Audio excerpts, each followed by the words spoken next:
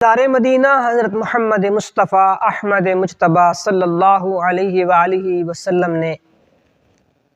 حضرت عباس رضی اللہ تعالی عنہ سے فرمایا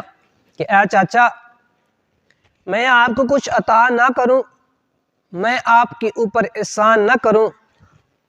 جس کی 10 خوبیاں ہیں، اگر یہ تم کرو گے تو کامیاب ہو جاؤ گے۔ یعنی آپ نے صلاۃ و تسبیح کے بارے میں ارشاد فرمایا کہ اگر یہ تم پڑھو گے تو اللہ تعالیٰ تمہارے اگلے گناہ، پچھلے گناہ، پرانے گناہ، نئے گناہ، جو بھول کر کیے ہیں وہ گناہ، جو قصدن کیے ہیں وہ گناہ، چھوٹے گناہ، بڑے گناہ، پوشیدہ گناہ، زہر گناہ، اللہ تعالیٰ معاف فرمائے گا۔ اور پھر آپ نے فرمایا کہ کوشش کرو اس کو روزانہ پڑھو، اگر روزانہ نہ پڑھ سکو تو جمعے کے جمعے اس کو پڑھا کرو، اگر جمعے کے جمعے بھی نہ پڑھ سکو تو مہینے میں ایک بار ضرور پڑھو، اگر مہینے میں بھی نہیں پڑھ سکتے تو پھر سال میں ایک بار ضرور پڑھو، اگر سال میں بھی نہیں پڑھ سکتے تو پھر اپنی زندگی میں اس کو ضرور ایک بار پڑھو۔ تو حضرات گرامی، آقا کریم صلی اللہ علیہ وآلہ وسلم نے اس کے پڑھنے کا طریقہ کار بھی بتایا۔ آپ نے فرمایا کہ 4 رکعات نماز صلاۃ التسبیح، بندگی اللہ تعالیٰ کی، منہ کعبہ شریف، اللہ اکبر، سبحانک اللہم وبحمدک وتبارک اسمک وتعالی جدک ولا الہ غیرک۔ یہاں آپ نے 15 بار سبحان اللہ والحمد للہ ولا الہ الا اللہ واللہ اکبر یہ پڑھنا ہے، اور اس کے بعد اعوذ باللہ من الشیطان الرجیم بسم اللہ الرحمن الرحیم، اور پھر سورۃ فاتحہ پڑھنی ہے۔ سورۃ فاتحہ کے بعد کوئی سورت ساتھ ملانی ہے، سورت ملا کے اس کے بعد رکوع میں جانے سے پہلے آپ نے 10 بار وہی کلمات دہرانے ہیں، سبحان اللہ والحمد للہ ولا الہ الا اللہ واللہ اکبر، اور پھر آپ نے رکوع میں جانا ہے، سبحان ربی العظیم 3 بار پڑھ کے پھر آپ نے وہی 10 بار کلمات دہرانے ہیں، سبحان اللہ والحمد للہ ولا الہ الا اللہ واللہ اکبر۔ پھر آپ نے سمیع اللہ لمن حمیدہ ربنا لک الحمد پڑھ کے پھر آپ نے 10 بار یہی کلمات دہرانے ہیں، سبحان اللہ والحمد للہ ولا الہ الا اللہ واللہ اکبر۔ پھر آپ نے سجدے میں جانا ہے، سجدے میں جا کے 3 بار سبحان ربی الاعلیٰ پڑھ کے پھر آپ نے یہی کلمات 10 بار دہرانے ہیں، سبحان اللہ والحمد للہ ولا الہ الا اللہ واللہ اکبر۔ پھر آپ نے اتحیات کی شکل میں جب آنا ہے ایک سجدہ کر کے تو پھر آپ نے ادھر بھی 10 بار پڑھنا ہے، سبحان اللہ والحمد للہ ولا الہ الا اللہ واللہ اکبر۔ پھر آپ نے دوسرے سجدے میں جانا ہے، پھر آپ نے سبحان ربی الاعلیٰ 3 بار پڑھ کے پھر 10 بار یہی کلمات دہرانے ہیں، سبحان اللہ والحمد للہ ولا الہ الا اللہ واللہ اکبر۔ ایک رکعت میں آپ نے 75 بار اس کو پڑھنا ہے، اسی طرح 4 رکعتوں کو مکمل کرنا ہے، اور ٹوٹل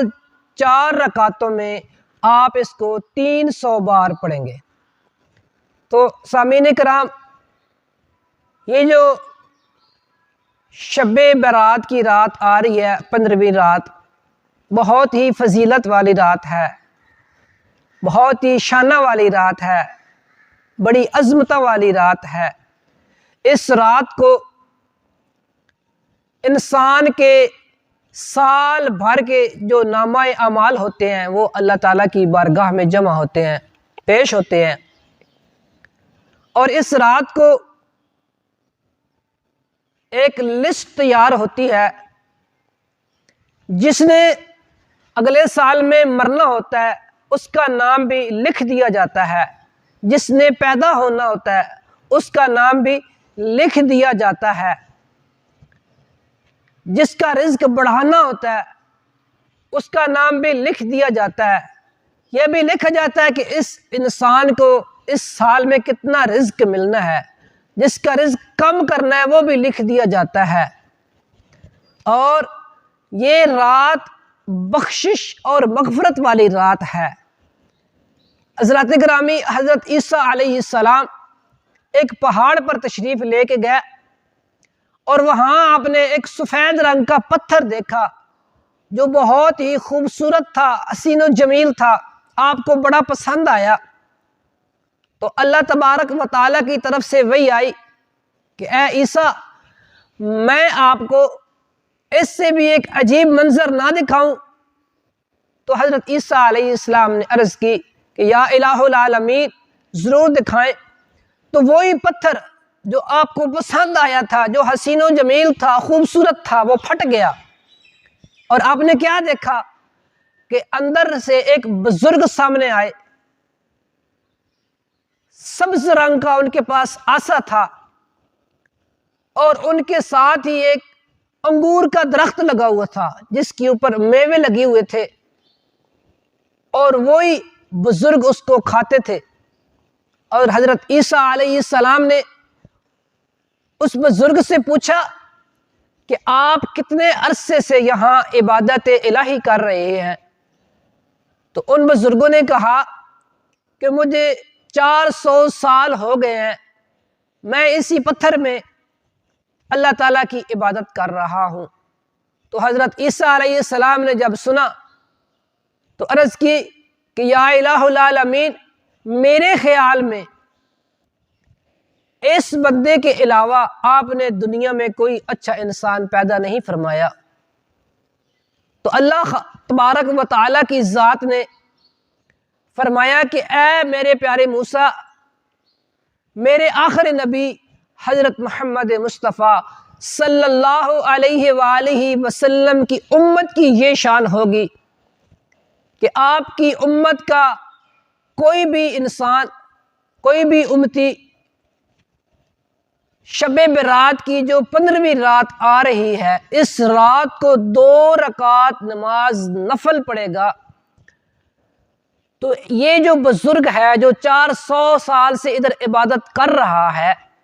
اس کی عبادت سے زیادہ میں اپنے محبوب صلی اللہ علیہ وآلہ وسلم کے اس امتی کے 2 نفل پڑھنے والے کو ثواب دوں گا۔ تو سامعین کرام، کتنی بڑی فضیلت ہے ہمارے لیے۔ اور جب حضرت عیسیٰ علیہ السلام نے اللہ تعالیٰ کی یہ بات سنی تو دل میں خواہش پیدا کی کہ کاش میں نبی نہ ہوتا، میں آخری نبی حضرت محمد مصطفیٰ صلی اللہ علیہ وآلہ وسلم کا امتی ہوتا۔ تو سامعین کرام، زندگی کا کوئی بھروسہ نہیں ہے،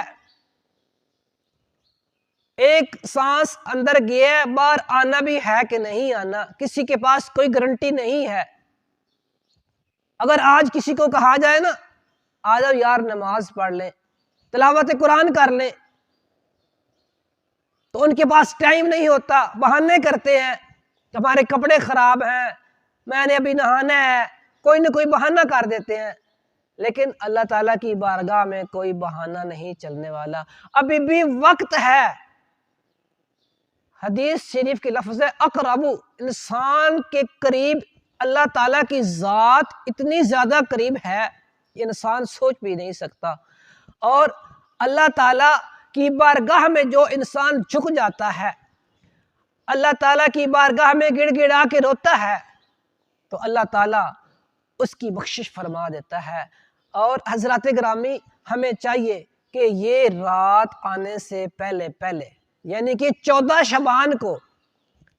ہم اپنے صغیرہ کبیرہ گناہوں کی بخشش کروا لیں اللہ تعالیٰ کی بارگاہ سے، تاکہ ہم گناہوں سے پاک ہو جائیں، اور اس رات میں ہمیں بھی رحمت الہی کا حصہ مل جائے، اور اللہ تعالی ہمارا بھی بیڑا پار کر دے۔ اور اللہ تعالیٰ کی بارگاہ میں ہمیں دعا کرنی چاہیے، خصوصاً اس رات کو، کہ یا الہ العالمین، جو ہمارے مسلمان بہن بھائی دین کی خاطر لڑ رہے ہیں، ان کو مشکلات ہیں، ان کے ساتھ ظلم ہو رہا ہے، یا اللہ ان کی مدد فرما، غیبی مدد فرما، اور جو مسلمان بیمار ہیں ان کو شفا کاملہ عاجلہ عطا فرما، اور یا اللہ ہمارا خاتمہ بالایمان فرما، ہمیں ایمان کی موت نصیب فرما۔ یا اللہ ہماری آنے والی جو نسلیں ہیں صراط مستقیم پہ چلنے والی بنا دے۔ اللہ تعالیٰ سب کو عمل کرنے کی توفیق عطا فرمائے۔ وآخر دعوانا ان الحمد للہ رب العالمین۔